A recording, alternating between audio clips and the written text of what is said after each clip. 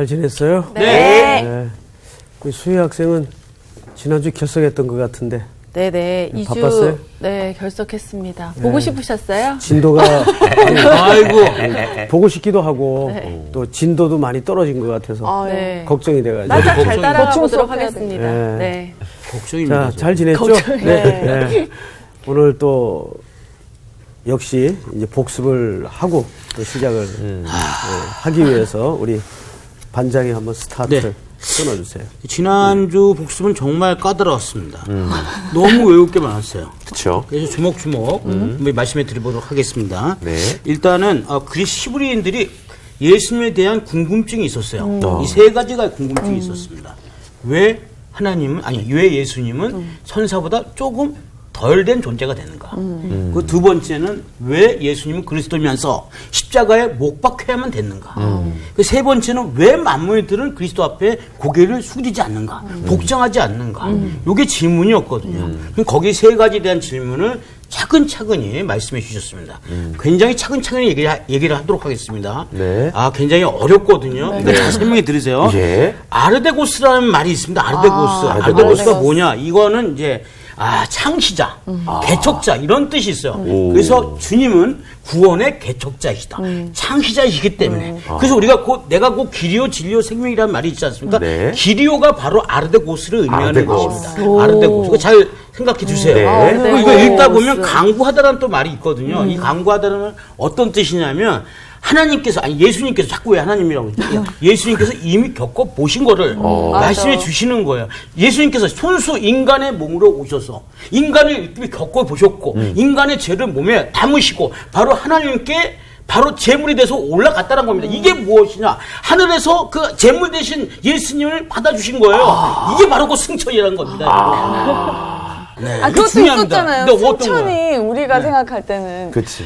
예수님께서 하늘로 올라가신다는 초점에만 생각하고 맞아 그랬는데 저는 너무 눈물이 났던 게 그게 아니라 정말 하나님께서 하늘에서 이 아들을 정말 받아주신 그 느낌을 생각하니까 와 그게 정말 충격적이었잖아요. 자기한테. 너무 충격적이었고 하나 혈류병 여인이 예수님의 그렇지. 옷자락을 잡았을 때 우리는 흔히 예수님이 너무나 거룩하셔서 그 거룩하심이 맞아요. 너무 예. 커가지고 이 죄까지 덮어서 나았다고 생각하는데 했는데 그게 잡는 아니라. 순간 예수님께서는 죄로 덮으시고 그렇지. 더러움을 덮으시면서 이 거룩함이 혈류병 여인한테 가면서 새롭게 되고 깨끗하게 됐다. 그렇지, 이거를 그렇지. 딱 들었을 때 정말 너무너무 충격적이어서 네. 사로잡혀서 저는 한 일주일을 언제까지 해요? 근데 또 하나 충격적인 게 길어. 종의 신분이거든요. 끝까지 들어보세요. 종의 신분이거든요. 사실은 우리는요. 그 종의 신분이 끝나려면 죽어야 돼요, 누군가는. 죽어야만 종의 신분이 끝나는데 예수님께서 이미 대속하셔서 돌아가셨기에 우리가 종의 신분을 탈피할 수 있었다는 겁니다. 반응이 왜 이래요? 자, 예. 좋다. 지난 시간 그 공부 내용을 이제 오늘 들어보니까 네. 굉장히 외울 게 난 많았습니다. 복습을 이렇게 탁 은혜 받긴 처음이네. 그 말은 무슨 말인가 하면 단순히 복습을 한 게 아니고 네. 정말 그거를 내 이렇게 거로. 은혜로 새겼구나. 예. 그럼요. 예. 그런 느낌을 확 받았어요. 아멘. 근데 진짜 복습이에요, 그게. 맞아. 감사합니다. 근데 한 가지 좀 아쉬운 게 뭐냐면 역시 저는 그렇죠. 뭔가 아쉬운 게 있어요. 예. 뭐 완벽하면 김상훈이 아니지. 그렇죠. 예. 아르데고스가 아니고 아르케고스. 이 발음이 약간 문제였구나. 뭐 근데 제가 혀에 살이 그거는 있어서. 외래어니까 그렇죠. 조금 발음 틀려도 괜찮아요. 네, 그렇죠. 예. 어차피 그건 또 뭐 영어도 아니고 네. 그건 헬라 말이니까 아르케고스. 아르데고스. 아르케고스. 아르데고스가 아니고 아르케. 아르케고스. 아르테고스. 아니, 아르케. 아니라니까. 혀에 살이 쪄서 그래요. 네.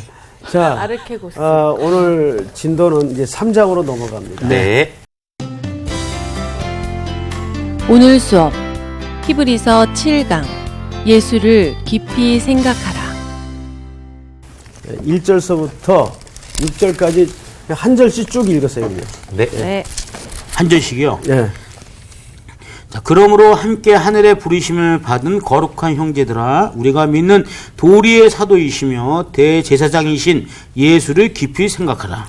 그는 자기를 세우신 이에게 신실하시기를 모세가 하나님의 온 집에서 한 것과 같이 하셨으니 그는 모세보다 더욱 영광을 받을 만한 것이 마치 집 지은 자가 그 집보다 더욱 존귀함 같으니라. 집마다 지은 이가 있으니 만물을 지으신 이는 하나님이시라. 같이 읽을까요? 한 절씩 읽으세요. 네. 또한 모세는 장래에 말한 것을 증언하기 위하여 하나님의 온 집에서 종으로서 신실하였고 6절을 같이 읽겠습니다. 시작. 그리스도는 하나님의 집을 맡은 아들로서 그와 같이 하셨으니 우리가 소망의 확신과 사랑을 끝까지 굳게 잡고 있으면 우리는 그의 집이라. 예. 아멘. 오늘 6절까지 우리가 공부를 좀 하겠는데요. 굉장히 녹아진 의미가 참 많습니다. 네. 우선 3장 1절을 좀 조목조목 보겠습니다. 거기 아주 유명한 그 본문이 등장을 하는데 예수를 깊이 어떻게 하라? 생각하라. 우리 수혜 학생 여기서 말하는 예수를 깊이 생각하라는 말이 갖는 의미가 그냥 일반적인 상식선에서 볼 때 뭐라고 의미를 담고 있는 것 같아요? 어렵다. 어렵다. 느낌은 알겠는데 느낌은 알겠으나 예수를 깊이 생각하라. 한번 본인이 평소 생각하던 대로만 대답을 해보세요. 근데 우리가 어쨌든 예수님의 제자로 아니면 자녀로 그의 삶을 따라가잖아요. 근데 예수님을 깊이 생각하라는 거는 그분이 우리와 같은 인간으로 오셨지만 정말 인간이지만 구별되어 사셨잖아요. 그거를 예수를 깊이 생각했을 때 우리가 그렇게 세상에서도 구별된 삶을 살 수 있어야 되기 때문에 예수님을 좀 더 깊이 묵상해야 되는 거 아닐까요? 또 우리 아닌가 강호 학생 저도 그렇게 생각했는데 큰일 났네. 그 아까도 1절, 2절 이렇게 보니까 모세 얘기도 나오고 이러는 걸로 보면 예수님을 생각하라고 하는 게 예수님이 우리가 살아가는 이 부르심의 길을 가는 데 있어서 뭐 힘든 길도 있고 어려운 삶도 있지만 우리가 따라가야 될 지표, 목적지가 예수니까 예수를 바라보고 살아가라, 그 예수를 생각하라, 뭐 이런 게 아닌가. 좋아요. 예. 우리 이제 결혼 전에 네. 청춘의 시절을 한번 생각해 보십시다. 아, 결혼하고 나면 청춘이 아니구나. 그럼요. 네. 좋았던 시절이 다 있었죠. 네. 이제 사랑하기 전에 요즘 말로 뭘 타죠? 이제 썸을 타요. 그러다가 이제 서로 교제할 마음이 확신이 들어서 이제 교제가 시작이 돼요. 이제 서로를 알아가고 만남도 갖고 하다 보면 이제 깊은 정이 들게 되죠. 그럼 그 다음 단계로 뭐 어떻게 될까요? 점점점 사랑이 익어가면 함께 있고 싶은 시간이 더 많아지죠. 길어지고 많아지죠. 네. 예. 그럼 그 끝은 어떻게 될까요? 결혼이겠죠. 이제 같이 살고 싶은 거죠. 네. 그러지 말고 우리 같이 살자. 그래서 이제 이 결혼을 하게 됩니다. 결혼을 하게 되면 그 부부의 삶은 어떻게 변할까요?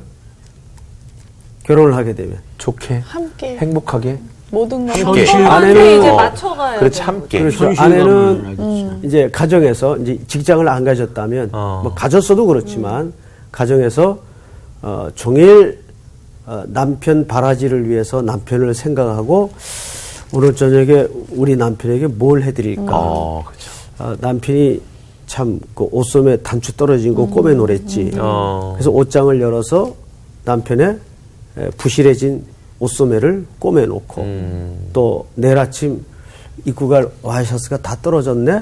그래서 다리미질을 해놓고 또 밀린 빨래도 좀 해놓고 이게 전부 누구 중심으로 돌아가는 거죠? 남편 중심으로 돌아가는 거죠. 그러면 아내만 그럴까요? 아니죠. 남편은 밖에 나가서 겪고 맞이하는 일들이 다 쉬울까요? 아니죠. 어렵죠. 그렇지 않죠. 예. 모욕도 뒤집어 쓰고 자존심도 뭉개지지만 네. 에이 때려쳐 하다가도 누가 생각이 나요. 부인이, 가족들. 운명을 나한테 맡긴 한 네. 여인의 일생을 생각하면 참아야죠.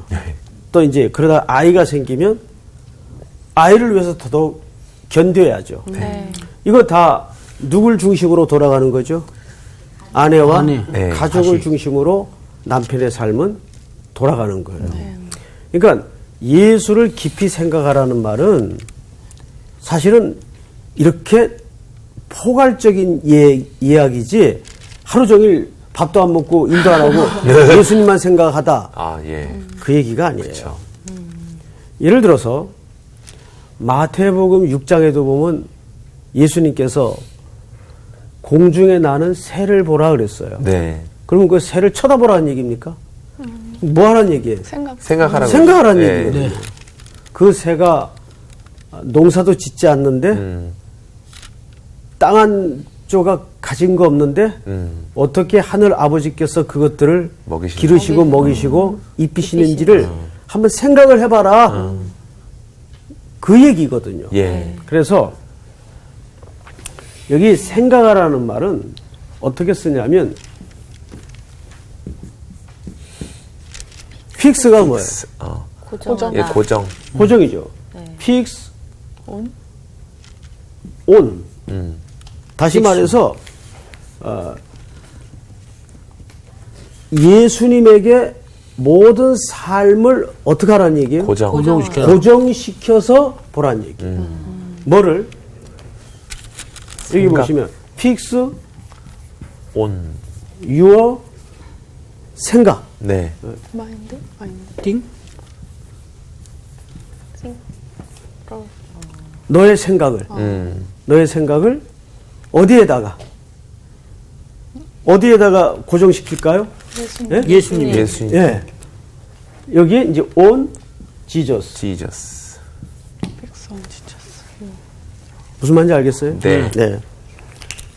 고정해라 너의 생각을 그리스도에게. 그러니까 우리의 전 인생이 거기에 고정이 돼 있어야 돼요. 우리가 일터에서 직장 생활을 하는 것도 그렇고 이렇게 우리가 방송 생활을 통해서 방송을 준비하는 것도 그렇고 전부 어디에 초점이 맞춰져야 되죠? 예수 그리스도께. 그걸 항상 생각하면서 살라는 얘기예요. 네. 자, 제가 얼마 전에 모 방송국에서 우연히 채널을 틀다가 다큐 하나를 봤어요. 몇 주 전에 말한 것 같기도 하고, 제가 혹시 말을 했으면 처음 듣는 것처럼, 무슨 다큐인가 하면 서울대 음대 교수님인데 박성화 교수님이라는 분이 계세요. 처음 듣죠? 네. 네. 네. 예. 저도 이제 금시초밥이에요. 저도 참 좋아해요. 초밥 생각이 나요. 이분은 외국에서 오랜 생활을 하시다가 뜻한 바가 있어서 조국의 젊은이들을 좀 가르치겠다는 마음을 가지고 귀국한 지가 이제 한 10년쯤 되는 교수님이에요. 근데 이제 그분 언어가 한국말이 아직은 서툴러요. 발음도 좀 엉키고 외국 생활을 워낙 오래 했기 때문에. 근데 이분은 아주 세계적인 피아니스트입니다. 네. 근데 이분의 평생 꿈이 뭐냐면 이 피아노를 가지고 차를 만들어서 피아노를 실는 트레일러 차를 만들어 가지고 우리나라 전국을 투어하면서 삶의 현장에 이 피아노 소리를 버무려서 삶을 음악으로 만드는 그런 아주 독특한 꿈을 갖고 있는 클래식 거예요. 버스킹. 뭐 그 정도 될 것 같아요. 그래서 이분이 실제 2년에 걸쳐서 트레일러를 만듭니다. 우와. 그래서 피아노를 분해해서 싣고 다니는 거예요. 대단하시다. 또 그리고 금방 이제 현장에 도착하면 조립을 할 수 있도록. 그래서 그 다큐에서 이제 한 2군데를 보여주는데 제주 바닷가입니다. 그 바닷가에는 해녀들이 막 물질을 하는 그런 풍경이 자연스럽게 있는데 사실 바닷가가 이렇게 눈으로 보면 아름답지만 네. 굉장히 시끄러워요. 그렇죠. 맞아요. 예. 바닷가에 서 있어 소리, 보세요. 예. 목소리도 잘 안 들리고. 네. 왜냐면 일단 파도 소리, 예. 바람 소리, 네. 갈매기 소리. 그렇죠. 네, 갈매기 우는 소리 끼룩끼룩끼룩. 굉장히 시끄럽습니다. 근데 그 바닷가에다가 피아노를 내려놔요. 차로 싣고 가서. 그런 이제 연주를 이제 시작하는 겁니다. 근데 놀라운 일이 벌어져요. 그 소음같이 느껴지던 바람 소리, 파도 소리, 갈매기 우는 소리들이 피아노 선율과 엉켜서 놀라운 소리가 나는 거예요. 놀라운 소리가.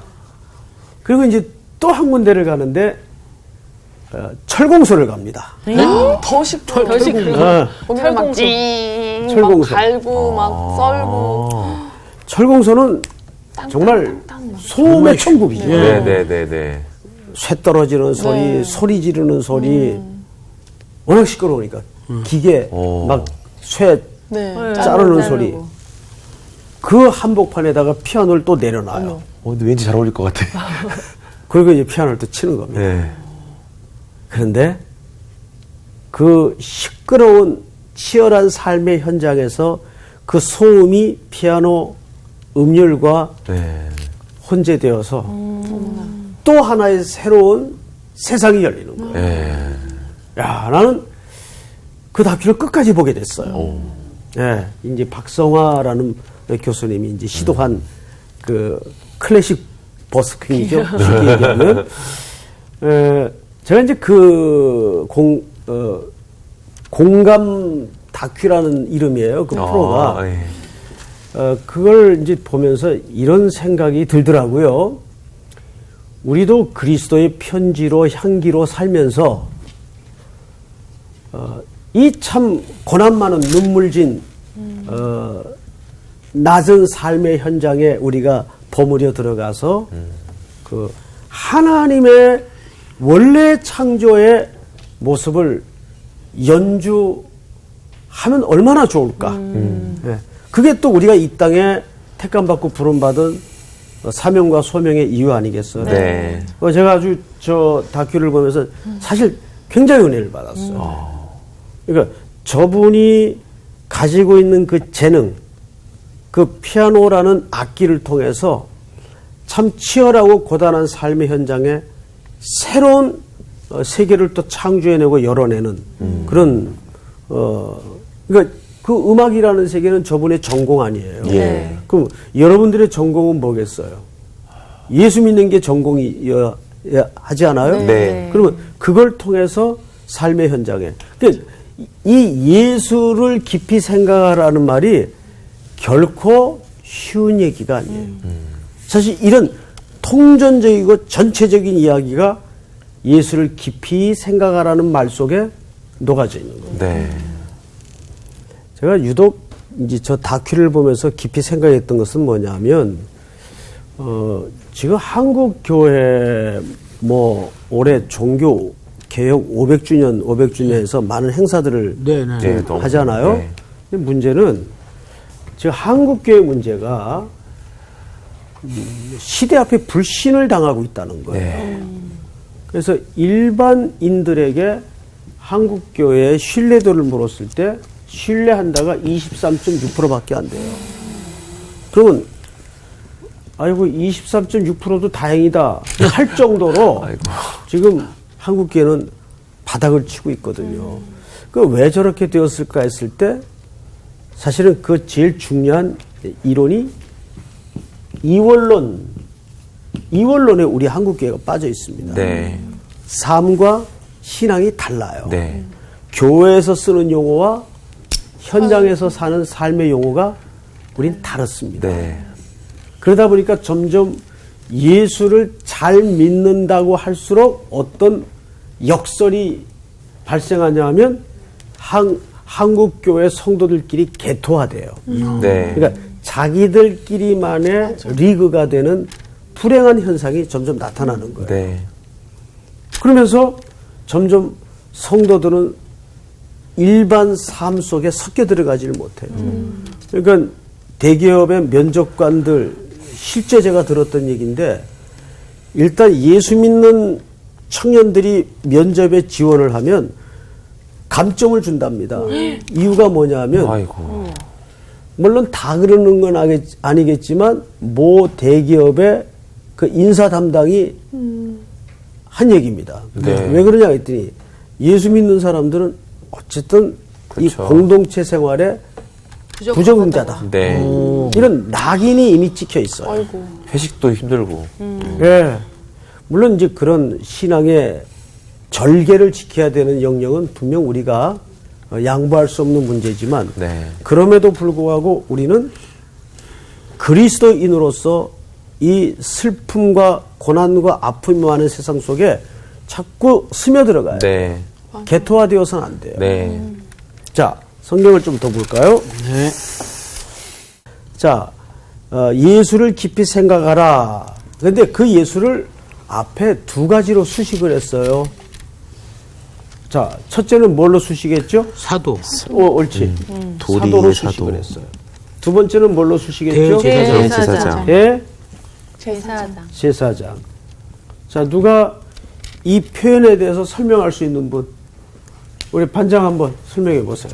사도는 예수님께 직접 가르침을 받은 사람을, 그러니까 예수님의 제자죠. 그러니까 예수님한테 직접, 그, 가르침을 받은 사람들을 사도라고 그 칭하는 걸로 알고 있고요. 그런데 대제사장- 여기서는 예수님을 사도라 그랬거든요. 그러니까 저도 그게 사실 궁금했거든요. 그래서 읽으면서도 왜 예수님을 대제사장이라고 표현했을까? 대제사장은 맞지. 사도라고 표현했을까? 왜 그랬을 것 같아요? 그러니까 저도 그게 궁금해서 여쭤보려고 했거든요. 그래요? 그럼 제가 대답을 해드려야 되겠네. 다행이다. 잘 넘어갔네. 제가 알면서도 넘어가는 거죠. 사도라는 말의 단어적 정의는 제가 아까 말씀한 사도의 그 자격 조건은 그 말이 맞아요. 그런데 여기는 지금 예수님을 가리켜서 사도요 대제사장이라고 수식을 했거든요. 네. 그럼 왜 예수님이 사도이며 왜 예수님이 대제사장인가에 대해서 우리가 이해를 갖고 있어야 된다. 네, 네. 사도라는 말은 간단히 말해서 보냄을 받은 자라는 뜻이에요. 보냄을 받은 자. 네. 사도라는 말 자체가 보냄을 받았다라는 말이거든요. 네. 그리고 두 번째 대제사장은 하나님과 인간 사이의 중보자라는 말이에요. 네. 뭘 위한 중보? 죄를 위한 게 아니라 대속. 제가 이거 굉장히 강조했죠. 예수님은 우리의 죄를 위해 죽으신 게 아니고 죄를 대속하신 거예요. 그거 달라요. 네. 예. 예수님은 우리의 죄를 위해서 죽으신 게 아니고 죄를 대속하신 거예요. 그래서 대제사장인데, 자, 여기서 가장 중요한 건 이 부분입니다. 예수님이 누구에게 보냄을 받았습니까? 하나님 아버지께 보냄을 받았어요. 그래서 우리는 예수님의 십자가에 오셔서 죽으신 그 사건 자체를 예수님의 희생으로만 조명해서는 안 돼요. 당연히 예수님이 아버지께 순종하는 마음으로 거기에 죽으셨지만 정말 그 이면에 십자가에 죽으시던 그날은 하늘 아버지께 가장 참담한 날이었습니다. 예수님을 누가 보내신 거예요? 하나님이. 아버지가 보내신 네. 거예요. 그러면 예수님은 그 아버지의 계획에 뭐 하신 겁니까? 순종. 네. 순종하신 거예요. 그래서 십자가의 가장 그 핵심 가치는 간단히 얘기해서 고난과 고통보다 더 중요한 게 아버지의 보내심에 기꺼이 순종하신 예수님을 얘기하는 거예요. 근데 너무 예수님의 십자가의 그 고통만 드러내면 아버지의 마음이 가리워질 수가 있어요. 네. 그래서 우리가 그것을 밸런스를 좀 신학적으로 맞추어 이해를 가질 필요가 있습니다. 네. 자, 예수님은 두 가지로 설명을 합니다. 믿는 도리의 사도시며 대제사장이신 예수를 깊이 생각하라. 그런데 그 앞에 3장 1절에 보니까 그러므로 함께 하늘의 부르심을 받은 거룩한 형제들아. 네. 1절에 뭐라 그랬어요? 우리가 누구의 부르심을 받았대요? 하늘의 부르심. 누가? 우리가. 아, 그럼 우리도 똑같이 순종의 길을 그러면 가야 되는 거지. 예. 그러면 절 봐요. 우리가 도대체 하늘의 부름을 받았다는 게 무슨 의미일 것 같아요, 우리 향기 학생? 하늘의 부름 받았죠? 네. 그럼 그 말이 무슨 의미일 것 같아요? 그냥 예수님이 하나님의 자녀로서 아들로서 오신 것처럼 저희도 자녀 삼으심이어서 우리 자녀이다 이렇게 그렇게 딱. 남자들이 평생에 반드시 한 번은 대한민국 남자라면 거쳐야 될 통과 의례가 군대 징집에 응하는 겁니다. 네. 나라의 부르심을 받죠. 우리나라는 군대의 부름 앞에 거절을 하면 사회적으로 매장이 되는 그렇죠. 그리고 당연한 거고 군대로 부름을 받았을 때 어떻게 변하죠? 광호 학생? 군대 갔다 왔죠? 예. 예. 충성. 죽도록 충성. 유난히 많은 그 추억과 기억이 있을 텐데 예. 자, 사회에서는 기억하고 어떻게 싶지 놀았어요? 네? 진짜 뭐 사회에서는 맘대로 자기 마음대로 네, 마음대로 놀았죠. 살았죠. 예. 군대 딱 가니까 어떻습니까? 군종 아무것도 뭐 마음대로 할 수가 없죠. 예. 네, 거기에 규칙과 원칙대로 그대로 순종하고 움직여지지 않으면은 뭐 간단히 말해서 예. 부름받았다는 거는 그런 겁니다. 예. 이해를 돕기 위해서 예를 든 거예요. 예. 쏙쏙 들어오는. 자기가 세상에서는 마음대로 살아요, 그냥. 네. 밥 먹기 싫으면 안 먹어도 돼. 예. 또 배고프면 10끼를 먹어도 누가 그렇죠. 뭐라 할 사람 예. 없어. 근데 군대 갔는데 이제 식사 시간이 됐어. 그러면 너 왜 밥 안 먹어? 좀 입맛이 떨어졌는데 먹어 임마. 그러면 쇠라도 씹어 먹어야 돼. 그렇죠. 안 먹으면 그렇죠, 안 돼요? 아, 그럼요. 아, 진짜. 모든 생활이 규칙과 규율과 원칙이 있어요. 나 좀 쉬고 싶은데요? 가능해요? 네? 불가능해요. 그러니까 부름을 받았다는 것은 개인의 자유가 유보되는 생활입니다. 자기 마음대로 이제는 살 수가 없어요. 네. 부름 받는 순간 바로 부름을 받은 자에 귀속돼서 거기에 질서와 원리를 따라 생활을 할 수밖에 없어요. 네. 그래서 대한민국 남자들은 군대 갔다 와서 보통 뭐가 된다 그러죠? 사람이 된다. 혈된다고 그러죠. 결론은 힘들지만은 나와서 건강해져서 나오죠. 그러니까. 그렇죠. 맞아요. 건강해지죠. 정신적으로 맞아. 육체적으로나. 제가 이제 군대를 통해서 느낀 게 하나 있어요. 일단 훈련 기간 동안에는 무슨 생각을 할 수가 없는가 하면 잡생각을 할 수가 없어요. 전혀 뭐. 네. 그렇죠. 근데 잡생각을 하게 되면 어떻게 되는지 아세요? 사고가 나요. 사고가 나죠. 그래서 왜냐하면 위험한 과정들이 너무나 많기 때문에. 네. 그래서 잡생각을 하지 못하도록 계속 스케줄에 따라 돌립니다. 네. 고단하죠. 네. 베개에 붙이면 바로 잠듭니다. 뭐 잠이 안 와가지고 무슨 불면의 방 그런 거 없어요. 바로 잠듭니다. 예. 하루 종일 마치 그 물에 젖은 솜처럼 몸이 충들어지기 때문에 네. 바로 잠들어요. 그러니까 부름받은 자의 삶이라는 것은 그런 거예요. 네. 예. 자, 3장 1절을 그런 의미에서 다시 한번 꼼꼼히 본문을 보라고요. 그러므로 함께 하늘의 부르심을 받은 거룩한 형제들아, 우리가 믿는 도리의 사도시며 대제사장이신 예수를 깊이 생각하라. 자, 그러면 예수님께서는 아버지의 부름을 따라 이 땅에 보내심을 받은 자예요. 그래서 그분을 또한 사도라고도 할 수 있습니다. 네. 성경이 그렇게 표현을 했고, 네. 자, 문제는 성경에서 모든 기록을 한번 다 뒤져보세요. 예수님은 자의적으로 자기가 하고 싶은 대로 살았던, 걸었던 길이 없어요. 전부 성경은 뭐라 그랬죠? 말씀에 응하게 하려 하심이라. 말씀을 따라 살아나셨고. 네. 그러니까 전부 뭘 따라 그분의 인생은 걸음하셨습니까? 말씀이 하나님이 명령하신 말씀에 응하는 삶이었어요. 네. 그러니까 우리도 결국은 뭐예요? 말씀에 응하는 삶을 살아야 돼요. 네. 그런데 네. 놀라운 것은 이해를 할까 모르겠는데 내가 말씀에 응할 실력이 없어도 우리 실력이 없잖아요. 사실. 네. 우리 피차 잘 아는 내용 아니에요. 실력 없다는 거. 예. 그런데도 하나님은 끌고 가세요. 네.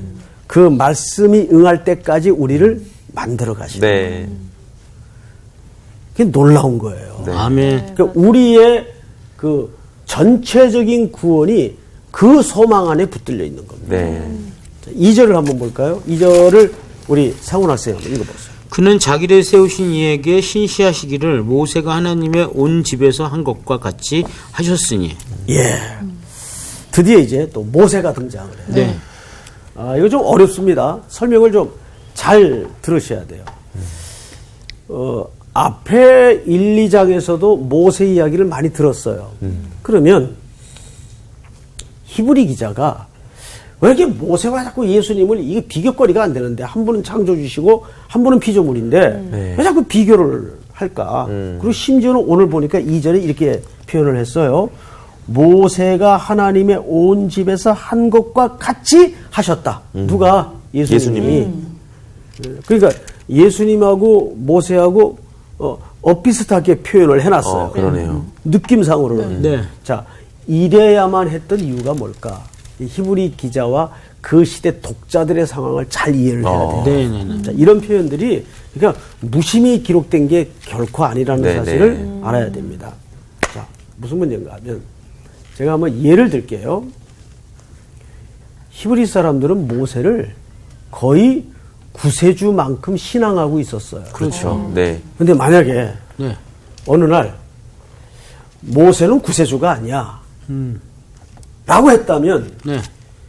유대인과 히브리인들의 입장에서는 아 그렇구나 금방 안 되죠. 시프트가 될까? 안 되죠. 안 되죠. 난리 나지 난리. 안 되지. 네. 바로 그거예요. 그래서 그들이 국부와 같은 존재로 추앙하고 있는 모세를 뭉개지 않는 겁니다. 이게 뭐죠? 하나의 지혜예요. 예. 그러니까 기록하는 입장에서 히브리인들을 진짜 구주이신 예수 그리스도께로 시선을 옮겨가는데 누구를 사용하는 겁니까? 모세를. 그렇죠. 그러니까 이것을 히브리 독자들의 입장에서 한번 생각을 해보라고요. 그러면 모세 같은 분이 계시네. 그러다가 이제 이 성경이 예수님을 어떻게 더 격상시키냐면 모세보다 우월하신 그리스도. 네. 그러니까 점진적인 방법을 쓰시는 거예요. 기록의 용례를 따라서. 자, 2절을 그런 의미에서 보자고요. 그는 자기를 세우신 이에게 신실하시기를. 그러니까 그는 누굽니까? 예수님은. 네. 그럼 자기를 세우시는 이는 누굽니까? 하나님. 하나님이죠. 하나님이 그리스도를 세우셨어요. 근데 그게 마치 무엇과 같다고요? 모세가 하나님의 온 집에서 한 것과 같이 하셨으니 3절 다 같이 시작. 그는 모세보다 더 영광을 받을 만한 것이 마치 집 지은 자가 그 집보다 더 존귀함이 같으니라. 예.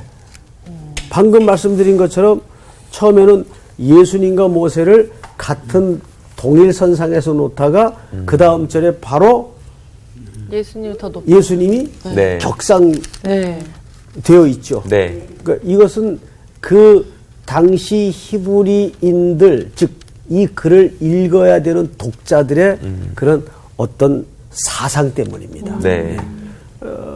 예를 들어서 처음부터 그건 모세는 틀린 거고 그건 인간일 뿐이야 이러면 독자들의 입장에서 반발이 올까요? 안 올까요? 오죠. 마음이. 반발이 오죠. 기분이 나쁘죠. 네. 그래서 이 히브리 기자는 굉장히 지혜로운 접근을 통해 이 글을 지금 점진적으로 써나가고 있는데 그 궁극적인 골은 누구를 높이는 거예요? 하나님. 예수님. 그리스도를 높이는 거예요. 아, 그리스도를. 결국 그리스도가 우리가 바라봐야 네. 될 구주이시다. 네. 자, 그런데 이제 무슨 대꾸법을 사용하냐면 집. 집은 누군가에 의해서 지어지는 거죠. 네. 그럼 집과 주인 중에 누가 중요합니까? 주인. 주인이 중요하죠. 네. 그런 의미에서 모세는 피조물입니까? 아닙니까? 피조물이죠. 피조물이죠. 그러면 모세와 하나님의 아들이신 예수 그리스도와 비교라는 방법을 통해서 비교했을 때도 누가 우월하신 거예요? 예수님. 당연히 예수 그리스도께서 우월하신 거죠. 자, 3절을 보자고요. 그는 모세보다 더욱 영광을 받을 만한 것이 마치 집 지은 자가 그 집보다 더욱 존귀함 같으니라. 지금 방금 말씀드린 그러니까 하나님의 아들이신 예수 그리스도는 피조물입니까? 창조주이십니까? 창조주이시죠. 모세는 피조물입니까? 창조주입니까? 피조물이죠. 그럼 누가 우월하신 거예요? 예수님. 그 우월한 개념이 있을 수 없지. 4절을 우리 수희 학생이 한번 읽어보세요. 집마다 지은 이가 있으니 만물을 지으신 이는 하나님이시다. 5절까지. 또한 모세는 장래에 말할 것을 증언하기 위하여 하나님의 온 집에서 종으로서 신실하였고 네. 자, 모세는 하나님의 온 집에서 종으로 신실하였다 그래요.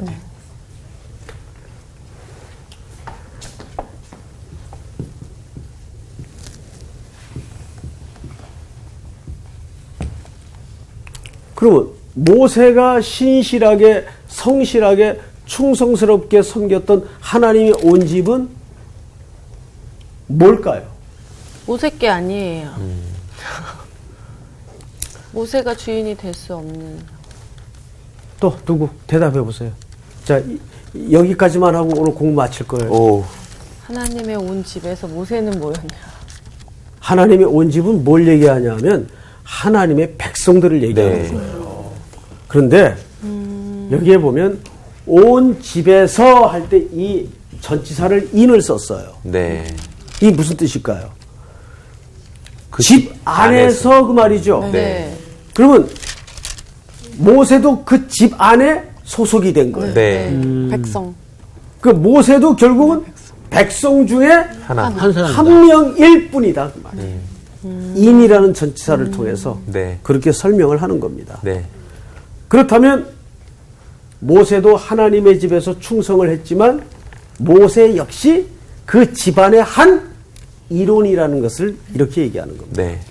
이 얘기를 왜 이렇게 강조하냐면 당시 사람들이 모세를 어떤 신과 같은 존재로 격상시켜서 추앙하고 신앙했기 때문에 우리가 모세의 율법으로 다시 돌아가야 되는 거 아니냐라는 이런 신학과 신앙의 혼란 때문에 네. 그리스도의 우월성을 이렇게 강조하는 겁니다. 네. 네. 자, 오늘 공부는 여기까지. 수고하셨습니다. 네. 네, 감사합니다. 감사합니다.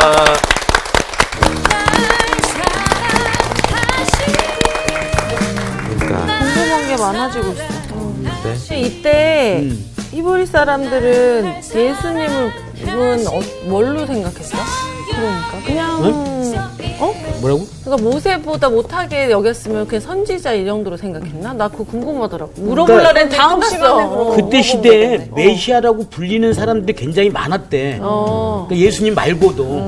그러니까 그 중에 한 사람이라고 생각한 거지, 예수님은. 근데 중요한 건 이제 개종한 사람들이니까. 그렇지. 이제 자꾸 구약으로 돌아가고 싶은 거야, 마음이. 익숙하지, 또 그게. 예수님을 섬기지만, 이게 힘드니까 자꾸 구약으로 돌아가고 싶고, 모세로 돌아가고 싶은 마음이 있는데. 지금 한참 방황의 시기야. 그러니까 출애굽이랑 똑같은 거지. 자꾸 이제 모세를 따랐던 그 마음, 어떻게 보면 출애굽은 했지만. 모세 따라가고 하다가 애굽에 있을 때가 더 좋았어. 그렇지, 이랬던 그런 것처럼. 마음처럼. 근데 우리 마음도 세상 속에서 어떻게 보면 많은 잡음들이 있지만, 그래서 예수님 따라가야 되는 게 아닌가 그런 생각이 우리 들어요. 수희가 질문이 많네. 이거 또 끝나고 다시 그러니까, 얘기하자고. 중요한 것 같아요. 아니, 근데 네네. 다음 주에 선생님께 여쭤볼 여쭤볼 거야. 그럽시다. 다음 주에 빨리 기다립시다. 네. 네.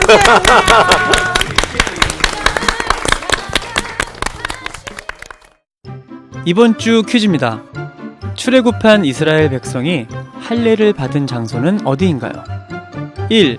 시딤 2. 요담 3. 길갈. 정답을 아시는 분은 CBS 성서학당 홈페이지에 정답을 올려주시거나 우편으로 보내주시면 됩니다. 선정되신 분들에게는 하나님의 말씀을 전 세계에 보급하는 대한성서공회에서 성경, 송태근 선생님의 교회가 알고 싶다, 김기석 선생님의 아욥, 예레미야 산책 끙끙 앓는 하나님, 성경 통독을 위한 최고의 자습서 성경 2.0 가운데 하나를 드립니다.